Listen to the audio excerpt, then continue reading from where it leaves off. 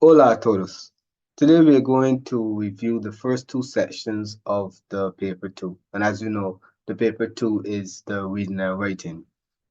Now, the first two sections comprise two reading comprehension passages. The first passage requires the answers to be provided in Spanish, whereas the second passage requires the answers to be provided in English, okay? So this paper is going to be taken from the May-June 2015, and this will be Unit 1, okay? So let us get into it. Now, Unit 1, Section A. So as you know, we have two reading comprehension passages, but the questions on this passage will be in Spanish, okay? But we'll read the passage first, and then we'll get to the questions, okay? All right. So passage 1. El uso de las drogas en el deporte. A lo largo de los años, I'm going to start over. Wait, for some reason, right? Yeah, let me start over. A lo largo de los años, se ha luchado por la eliminación del uso de drogas por parte de los competidores en las Olimpiadas. Sin embargo, los atletas limpios siguen compitiendo contra otros que ponen en riesgo su vida con tal de ganar. La historia de los Juegos Olímpicos también tiene aspectos negativos. Uno de ellos es que varios competidores olímpicos han sido descalificados por el uso de drogas, sin importarles su salud y únicamente pensando en ser los más veloces, los más fuertes y tratar de conseguir varias medallas. En el siglo XIX, la morfina era usada en grandes cantidades por parte de los deportistas que competían en eventos deportivos que requerían mayores niveles de resistencia. Uno de los primeros casos de personas que murieron por su consumo fue el del ciclista galés Arthur Lyndon, que falleció en 1896 por los efectos de una droga. Otras sustancias que fueron usadas fue la estricnina por los maratonianos en las Olimpiadas de Londres de 1904. Asimismo, las anfetaminas fueron utilizadas lamentablemente por algunos atletas en los Juegos de Berlín en 1936. Durante 1960, al menos 3 grandes deportistas murieron por el mal uso de esas sustancias. Luego entraron en escena las hormonas. Se creía que su uso era relativamente reciente. No obstante, la historia muestra lo contrario. La ingesta de esteroides anabolizantes tuvo sus páginas más destacadas cuando el velocista canadiense Ben Johnson, sí, es el English name, fue descalificado en los Juegos Olímpicos de Seúl en 1988. Un caso reciente sobre este tema en el magno evento deportivo de Londres 2012 fue el del judoka estadounidense Nick del Popolo, quien dio positivo en los controles antidopaje por consumo de marihuana, una sustancia prohibida por la normativa vigente. Varios informes del Comité Olímpico Internacional indicaron que el deportista ingirió un brownie que contenía marihuana, comida que, según manifestó en declaraciones del Popolo, desconocía que poseía este ingrediente ilegal. La idea es luchar contra los deportistas que consumen esas drogas y apostar por quienes se destacan naturalmente por ser talentosos en un deporte. El Comité Olímpico incluirá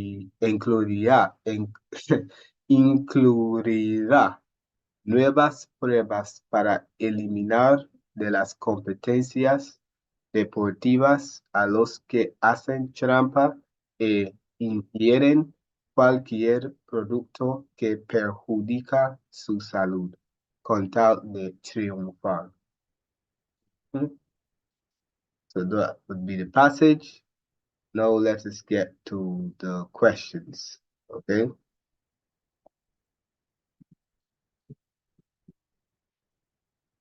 All right, so answer the questions in Spanish in your own words, all right?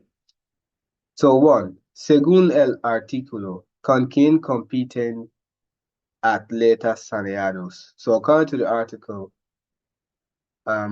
with whom do healthy athletes compete, right? So they said that in the first line and our first paragraph where it says, sin embargo, los atletas limpios siguen compitiendo contra otros que ponen en riesgo su vida con tal de ganar. So it's saying that clean athletes, in other words, healthy athletes, continue competing against those who endanger their life with the hopes of winning, or in order to win, right? So by endangering their life, they're referring to the consumption of drugs. Therefore, the answer would be los atletas saneados compiten contra los que consumen drogas que aumentan el rendimiento. So, healthy athletes compete against those that consume drugs, or against the ones that consume drugs, performance enhancing drugs, I mean, right, I forgot that part. Que aumentan el rendimiento, right? So healthy athletes compete against the ones who take performance enhancing drugs. Drogas que aumentan el rendimiento. Perdón. Excuse me. Right. B. ¿Cuáles son los tres objetivos principales para los deportistas que usan drogas en las competencias? So, what are three main objectives of sports people or athletes that use drugs in competitions? That was said at the end of the second paragraph where it says, sin importarles su salud y únicamente pensando en ser los más veloces, los más fuertes y tratar de conseguir varias medallas. So, without thinking about their health, they're only thinking about being the fastest, the strongest, and trying to obtain many medals. So that would be the answer. And notice it is worth 3 marks, right? So that is the answer. Quieren ser los más veloces, los más fuertes y conseguir muchas medallas. Ok, sí. Nombra 4 sustancias ilegales que atletas usan en los juegos. Okay. So name 4 illegal substances that athletes use at the games, right? So first, we have one at the beginning of the third paragraph, en el siglo XIX, la morfina. So that's morphine. That was the first one that was mentioned. All right. Then, at the beginning of the fourth paragraph, otras sustancias que fueron usadas. So other substances that were used were strychnina. So that's strychnine. Okay. I really not sure what that is, but yeah, that's one of the substances. Strychnine. So that's 2. That would be 2. Then we have amphetaminas, amphetamine, and one more, and hormonas, so hormones, right? So those were the 4 substances those are 4 substances mentioned. So you literally just put those back. There's no way you can reword those. So, 4 sustancias ilegales son la morfina, la estrychnina, las anfetaminas y las hormonas. D. ¿Qué causó la muerte de 3 deportistas en 1960? What caused the death of 3 athletes in 1960? So we go back, we look for that year. Right. So it's mentioned at the end of the 4th paragraph. Durante 1960, al menos 3 grandes deportistas murieron por el mal uso de esas sustancias.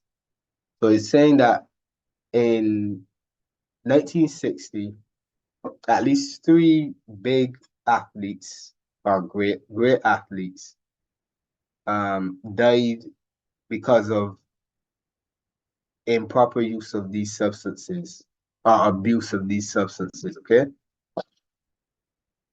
let's be right. So murieron porque abusaron de las drogas que aumentan el rendimiento. They died because they abuse performance enhancing drugs. That's right.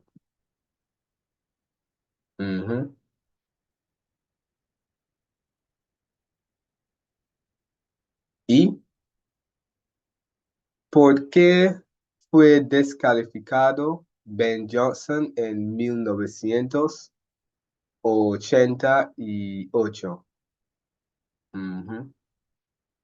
Let us see why he was disqualified.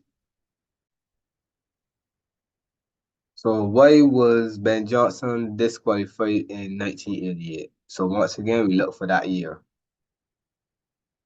And it's mentioned at the end of the 5th paragraph. Right.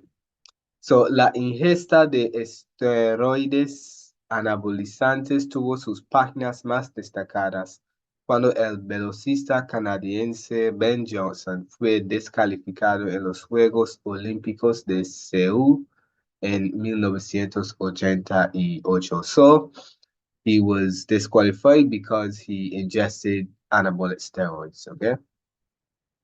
Fue descalificado porque ingirió esteroides anabolizantes. F. ¿Cómo explicó Nick del Popolo su ingestión de marihuana? So how did Nick del Popolo explain his ingestion of marijuana? All right. That can be found 1, 2, 3, 4, 5, 6, in the 6th paragraph. Actually, no, the 7th, because the 6th was just talking about the fact that he tested positive for consumption of marijuana, but the 7th one gives us the explanation. So, varios informes del Comité Olímpico Internacional indicaron que el deportista ingirió un brownie que contenía marihuana. comida que según manifestó en declaraciones del pueblo, desconocía que poseía este ingrediente ilegal. So basically, he said that he did not know that it contained that substance. So that was the explanation that he gave them, right? Dijo que comió un brownie que contenía marihuana, pero no lo sabía. All right. G. ¿Qué harán los organizadores para asegurar que los deportistas no jugarán sucios en el futuro? Mm. So that was mentioned in the last paragraph. La idea es luchar contra los deportistas que consumen esas drogas y apostar por quienes se destacan naturalmente por ser talentosos en un deporte. So, it's actually coming up next. El Comité Olímpico incluirá nuevas pruebas para eliminar de las competencias deportivas a los que hacen trampa e ingieren cualquier producto que perjudica su salud con tal de triunfar. So the Olympic Committee will include new tests to eliminate those athletes from competitions who cheat and ingest any product that will harm their health in order to win, essentially, or in order to be victorious. So yes, that's the methods that they are going to use. So van a usar nuevas pruebas para detectar las sustancias ilegales y descalificar a esos atletas que las consumen, right? So they're going to use new tests to detect illegal substances and disqualify those athletes that use them, okay? And finally, ¿qué opinas del uso de las sustancias ilegales en los deportes? What do you think about the use of illegal substances in sports? So this is an opinionated question. So you give your own opinion, of course, based on the information that was presented. You provide a response that makes sense, okay? So this is my opinion. Creo que es una forma de pereza, ya que esas sustancias les darán una ventaja a los atletas. So I believe that is a form of laziness, given that those substances will give athletes an advantage. Una persona trabajadora va a esforzarse y no va a buscar atajos.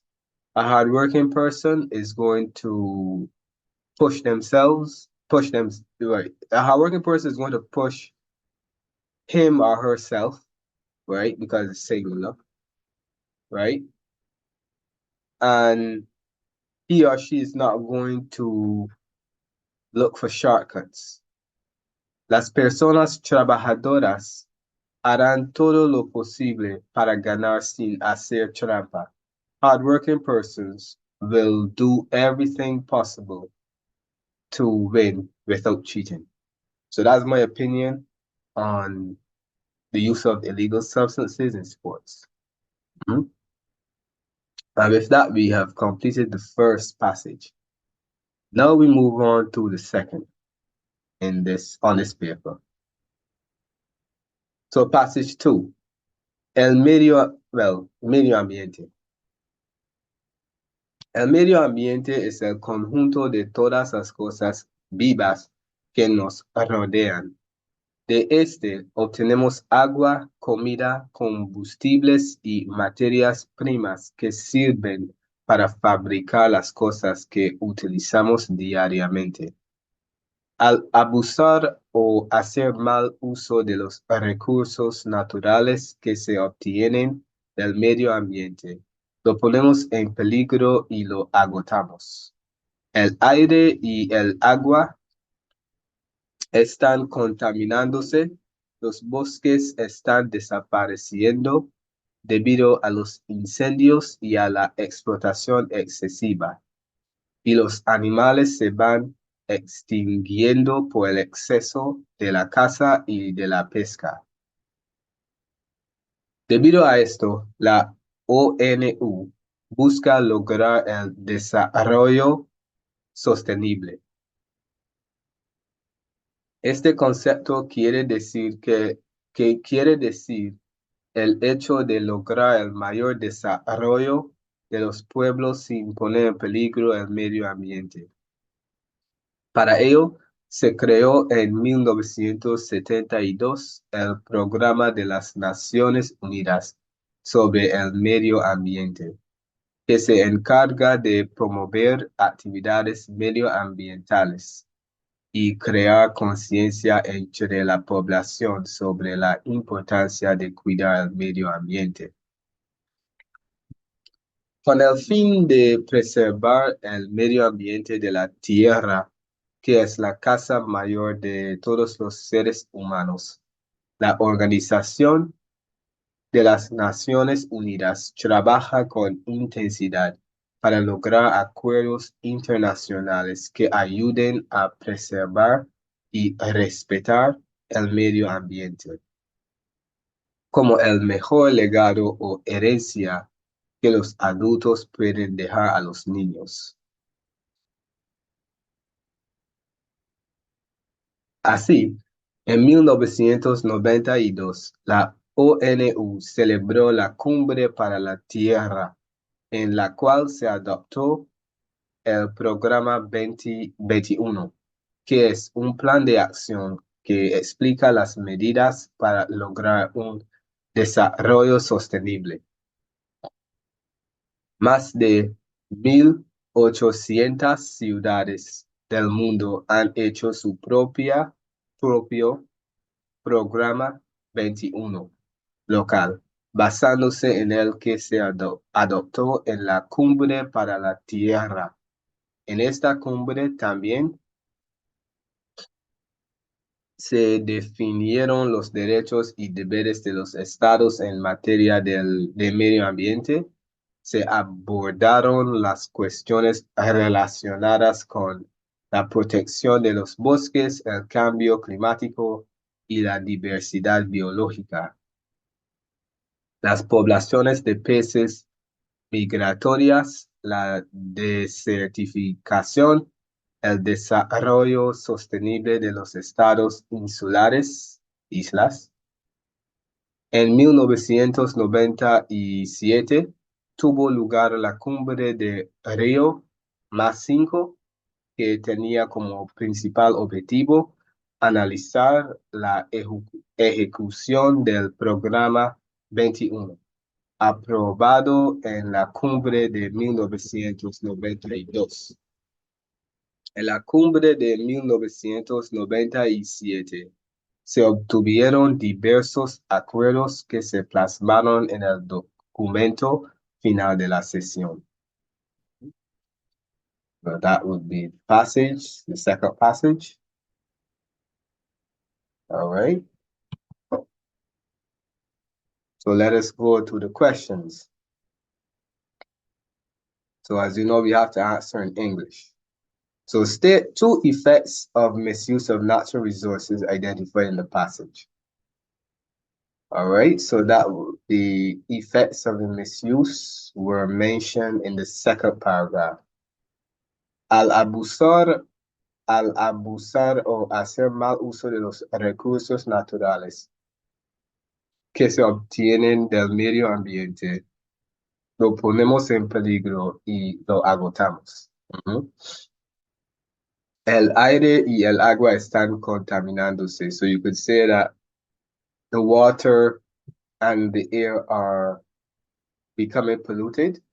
Los bosques están desapareciendo. You could say forests are disappearing due to fires and excessive exploitation. Animals are going extinct because of excess hunting and fishing. So any two of those would work. So he said the disappearance of forests and water and air pollution are two effects of the misuse of natural resources. Mhm. B, explain the UN's concept of sustainable development. And in Spanish, that would be desarrollo sostenible. So what is that? So este concepto quiere decir el hecho de lograr el mayor desarrollo de los pueblos sin poner en peligro el medio ambiente. So this concept means to basically achieve the highest development of nations without endangering the environment. That's essentially what it is. Sustainable development. Mhm. So the objective is for nations to achieve the highest development without endangering the environment. Mhm. That's exactly what the concept means, right? C, what is the UN hoping to ultimately accomplish internationally? Mhm. Okay, where was that mentioned? Right, right. So this was that. Right. So this was mentioned in the fourth paragraph.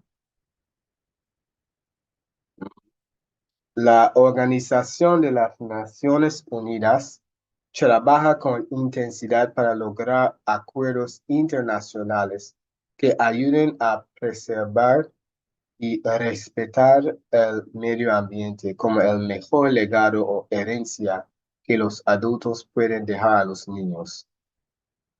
So the UN, I mean ON, well, yes, UN, de las Naciones Unidas. So UN, it was UN, right? Yes, the UN. So the UN basically are working intensely to reach international agreements that help to preserve and respect the environment as the best legacy or heritage that adults can leave for children, right? So that's what you had. The UN would like to achieve international agreements that help to preserve and respect the environment, as this is the best legacy or heritage that adults can leave for the children. Mhm. Okay, D. What were the results of the 1992 Earth Summit? All right, so let's check for that year.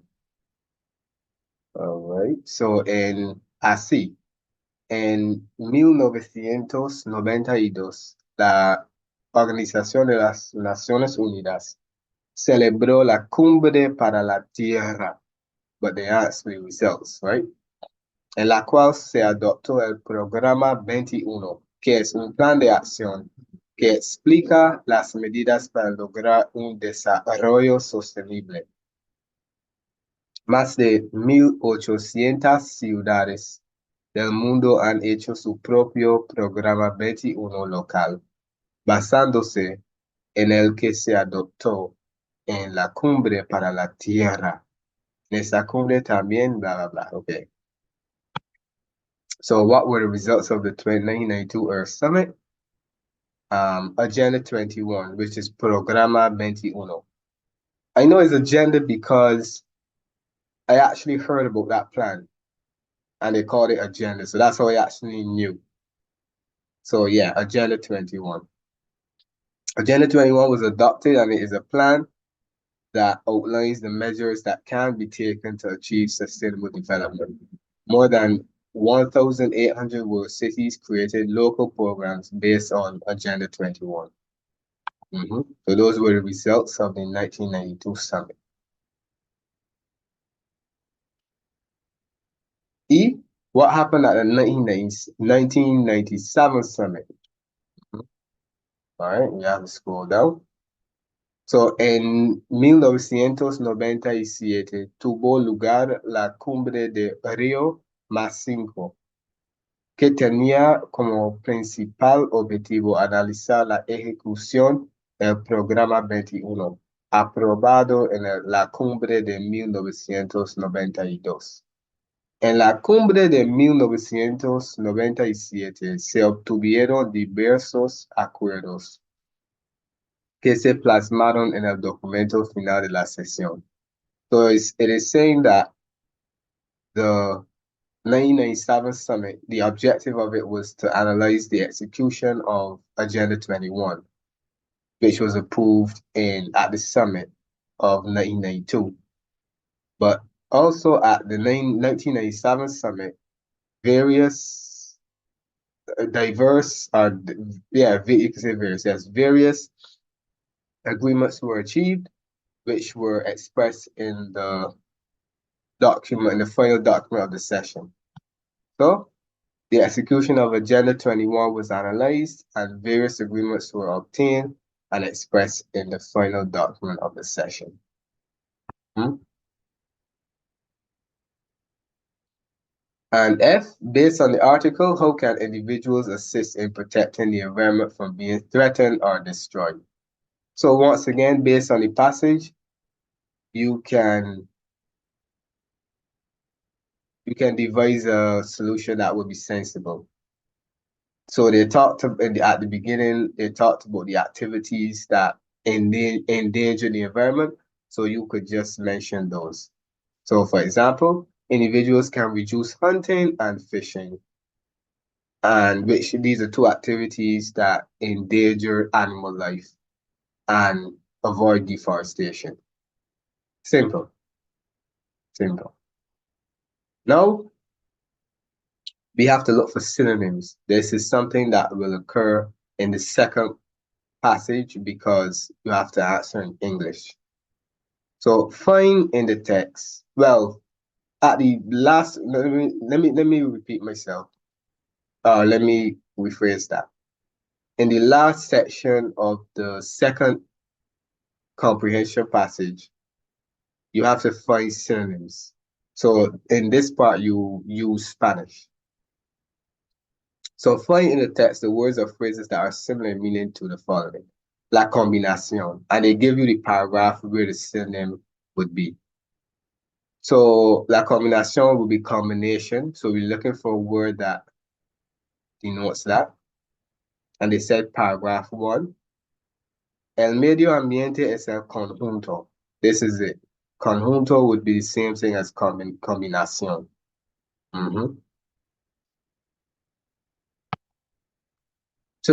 H, adquirir. That means to acquire or to achieve. Paragraph 3, 1, 2, 3. That would be, where was that? That would be lograr. Este concepto quiere decir el hecho de lograr. Adquirir would also work there. So lograr is the synonym.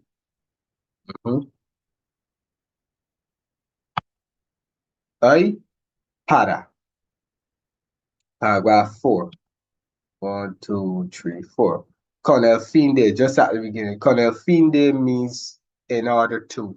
And that's what para means. To or in order to. So con el fin de preservar. Para preservar el medio ambiente.